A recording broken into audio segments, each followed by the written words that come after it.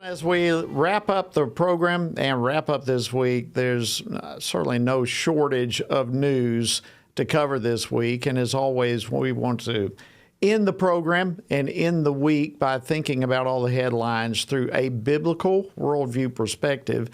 And to do that is our very own David Closson. Before I bring him on, though, I want to just remind you, David has a brand new book, and it's called Life After Roe: Equipping Christians for the Fight for Life Today. Folks, this is an important book because this fight has not gone away. It's bigger now than ever.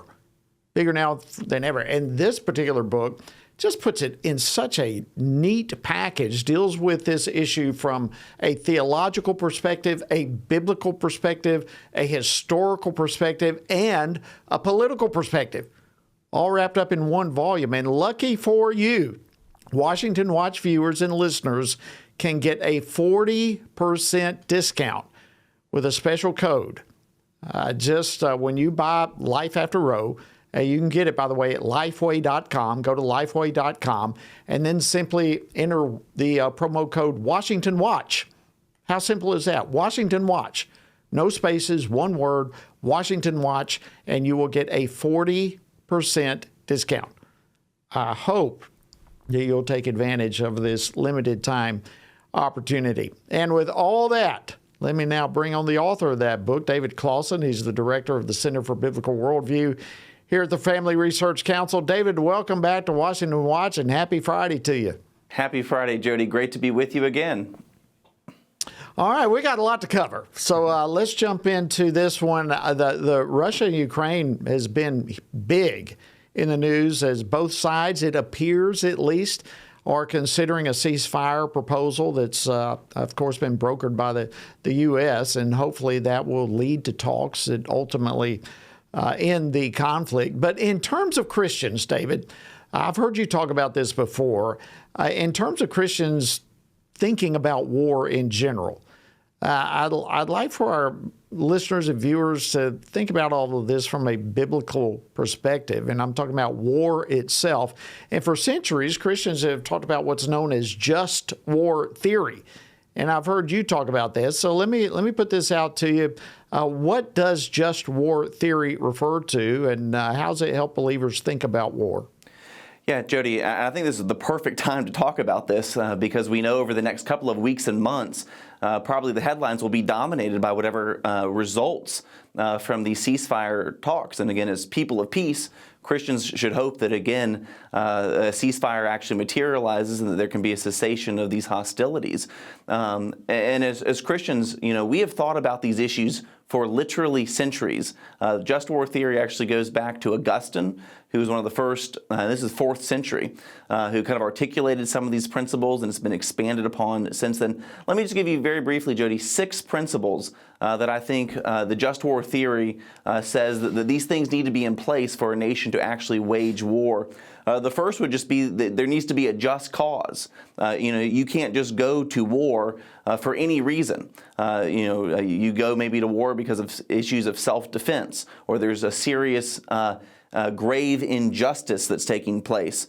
But again, this rules out a war of aggression from the start. There has to be a just cause. Similarly, secondly, there has to be right intention. A nation goes to war to end just grave injustice or to restore peace. But again, you can't just go to war because you don't like your enemy. You don't like the nation next door. You can't go because of simply because of vengeance. A third principle would also be that a just war needs to be waged by a legitimate authority. This would rule out individual actors or groups, but it needs to be a legitimate authority. Fourth would be last resort. Again, Christians are called to be people of peace. You don't go to war for just any reason. Christians should never be the people itching to go to war. You exhaust all options before you think about war. Fifth, there would need to be proportionate objectives, all things considered in terms of lives that might be lost or money that might be lost. You want to make sure that, basically what I'm trying to say is that the cure can't be worse than the disease. The things that you might lose in a war can't outweigh what you're trying to remedy. And then I think finally there needs to be a reasonable chance of success. I would point people to Luke chapter 14, where Jesus talks about, again, that there needs to be a reasonable chance of success for you to actually engage in warfare. All right, those are 6 excellent points, and I probably, most of our viewers and listeners have never really thought about some of these principles of war. But there is the other side to all of this, and how a war can potentially be waged ethically. Is that an issue that you can address? Yeah, briefly, Jody. Those 6 criteria are things that need to be in place before you go to war. But once you're actually in war, let me give you 3 other criteria that ethicists have articulated, again, going back to Augustine. One would be non-combatant immunity. Christians who are engaging in war ethically, they're going to target military objectives, not civilian populations. When you're in war, in the fog of war, different commanders can be tempted to kind of adopt a consequentialist ethic. The ends justify the means. But again, I think there needs to be non-combatant immunity. Secondly, another criteria of just war would be proportional force. You limit the use of your force to only what is necessary to achieve your objectives. The Allies followed this in World War II. They would bomb munitions factories, but not places where they knew civilians would gather. And then a third criteria would simply just be good faith. Justice demands that the enemy is treated humanely. You don't abuse prisoners of war. You don't use human shields. You don't use chemical weapons. That's one of the reasons Hamas is such an egregious actor on the world stage. They intentionally embed themselves in civilian populations. They'll launch rockets from the tops of hospitals, schools, and mosques. And then when Israel retaliates, you have these civilians who are killed. The principles of just war would completely say that is inappropriate and unethical. And of course, if there is war, Christians need to be crying out to God for his intervention and aid. We certainly saw that many times in our own nation's history, beginning with the Revolutionary War. If I can't shift gears with you, David, there's so much happening in the news. I think about an absolutely remarkable exchange. In fact, I showed a portion of it a little bit earlier in the program. Happened about a week or so ago. Governor Gavin Newsom, a liberal governor from California, literally turned heads with comments that he made about female sports during the a podcast that he had, and I played it. I think we've got this again. Guys, if you've got this, play clip 6 again for me. I think it's an issue of fairness. I completely agree with you on that. I'm not wrestling with the fairness issue. I totally agree with you, but I revere sports. And so the issue of fairness is completely legit. Let me step back, say completely fair on the issue of fairness. I completely agree. So that's easy to call out, the unfairness of that. Wow. Give me your thoughts. What do you make of Governor Newsom's comments here? Yeah, well, Jody, I want to break this news here on Washington Watch, and that's that Gavin Newsom wants to be president. Remember in late 2027 or early 2028, whenever the announcement comes, that you heard it here first. Gavin Newsom wants to be president. And I think, looking at this issue, Gavin Newsom is savvy. You don't become, I think he served 8 years as lieutenant governor. He's now in his 2nd term as governor. You don't get to represent the largest state in our union by being politically naive. So he is savvy. But it is so disingenuous. Gavin Newsom has been the tip of the spear as far as the left's culture wars, literally going back decades. In 2004, when he was mayor of San Francisco, he urged the county clerk there in San Francisco to break state and federal law to change the marriage template to allow same-sex couples to get married there in San Francisco. Again, he's been the tip of the spear, even as governor, 2022. So, the ancient 3 years ago seems, ancient. He signed legislation that basically made California a sanctuary city for minor children who identify as transgender. So if a minor child was in California and wants to get these irreversible procedures, state law would prohibit officials from other states coming to rescue those children. I could give you a whole list of executive orders under Gavin Newsom. He's put out executive orders requiring schools and healthcare providers to provide so-called gender-affirming gender-affirming care, which is just a euphemism for those puberty blockers, cross-sex hormones, and physical irreversible surgeries. And so I think in one sense, Jody, the fact that he's making these comments shows that he recognizes the culture is changing. This is an issue that's probably 80-20 right now, as far as most Americans are coming out against the transgenderism in sports and for minor children getting these procedures. And so I think, again, Gavin Newsom wants to be president, and he recognizes that the tide is turning. And I think, if he really believes that this is so unfair, let's see if the governor will exercise some leadership there in Sacramento and actually lead on this issue. If he really, really believes the current situation is unfair for women. But you know what, Jody? I'm not going to hold my breath on that. Yeah, but I do think it's a great point you bring out. I think this is a good indicator that truth is prevailing on this issue, and that he sees that, and he's checking the polls and checking things out, and wants to get on the side of the majority. And as you say, perhaps for political ambitions that he has.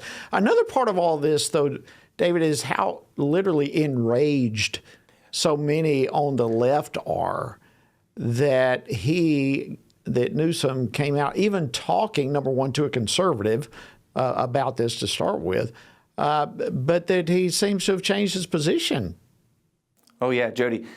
Today, there was a New York Times op-ed that just blasted the governor for even having the conversation and for daring to kind of challenge what has become just the liberal talking point on this issue. And my take on this, Jody, is that the left in this country, to their own political detriment, is committed to the success of the LGBT movement. You had a congressman from Massachusetts not too long ago come out and say pretty much the same thing, that he thought it was unfair for boys to be able to compete against women. He said he wouldn't want his daughters having to compete against boys. And yet, when he had a chance to vote against the women's I think it was the Protection of Women and Girls Sports Act, he voted against it. And so I really do think that it's going to take the left losing a couple more elections for them to actually change their position. Because for what we can tell, they are committed. Their base is committed to this. And again, it's dangerous politically, but I think they're committed to it, at least for the foreseeable future. Wow. Well, while we are talking about the West Coast, the left coast, there was another issue that came out this past week with the Oregon's governor there, Tina Kotek, announcing that March 10th would be Abortion Providers Appreciation Day. It's stunning to me. What a proclamation. What does something like this tell us about where we are culture-wise? Yeah, for the most recent year that we have statistics, 2023, there was just over 10,000 abortions in Oregon. And so, of course, the way I look at this, Jody, is this is clear virtue signaling on the part of this very left-leaning governor. But it's not just virtue signaling. She has also supported ghoulish legislation. As governor, she has worked to pass legislation that actually funds abortion, including one of the bills that she passed actually allows minor children to access abortion without parental consent. And of course, that same bill would also allow minor children to get these so-called gender-affirming care without parental consent. And so it's more than just a performative pronouncement. I wish we could just write it off. Unfortunately, the governor of Oregon has backed it up with actual legislation that, again, is harmful. So it shows us, even though we live in a world that's post-Roe, this battle is far from over. One of the reasons I wrote the book that's coming out in a couple of weeks is because these issues are going to continue to crop up, and it increasingly maps out, Jody, on red and blue states. If you're in a red state, it's generally going to be more pro-life. If you're in a blue state, it's going to become more pro-abortion. Again, as Christians, we don't think in terms of blue and red or conservative and liberal. This is an issue of moral right and moral wrong. And what's happening in Oregon, and there's 10,000 babies that I wish were alive today but aren't because of these very permissive abortion laws in the state of Oregon. Yeah, great point. And listen, there's just a couple minutes left, but that does bring us back to your book. I'm glad you brought that up again. What are some of the biblical arguments that you make in your book? Give me a couple of examples. Yeah, very quickly, Jody. The Bible is one of the most profound pro-life texts that you will find anywhere. A couple themes that I like to talk about is the Bible gives us the image of God that teaches us that all of us are made in God's image. All of us has value and dignity because we're created in God's image. You have the prohibition against shedding innocent blood. You have the manslayer laws in the Old Testament that value human life. You see Jesus' ethic and how he treats children. But two texts I'll give you very briefly. Psalm 139, verses 13 through 16. I would encourage everyone to read that text and just realize that King David, he's talking about God's presence, and he's thinking about God's presence. The continuity he sees between his prenatal self and the adult king writing the psalm. And you see the clear continuity. And then Luke chapter 1, verse 39 through 45. I think that's the text, Jody, where Mary and Elizabeth, they're both pregnant. They have this conversation. John the Baptist leaps for joy in Elizabeth's womb, a clear sign of personhood. And Elizabeth refers to Mary as a mother at a point when most women don't even know they're pregnant, and refers to Jesus as Lord, using that Christological title, referring to Jesus while he's in utero. Unbelievably profound pro-life text, which you find all throughout the Bible. And so that's some of the quick themes that come to mind that I think as Christians we need to be able to articulate those to our friends and neighbors as we're making this case for life in a world post-Roe. Well, I encourage everyone to get a copy of the book, Life After Roe. David Closson, always great to have you. Thanks for keeping us up to speed, looking at it all through the lens of Scripture. Deeply appreciate it. I hope you have a fantastic weekend. Thank you. God bless.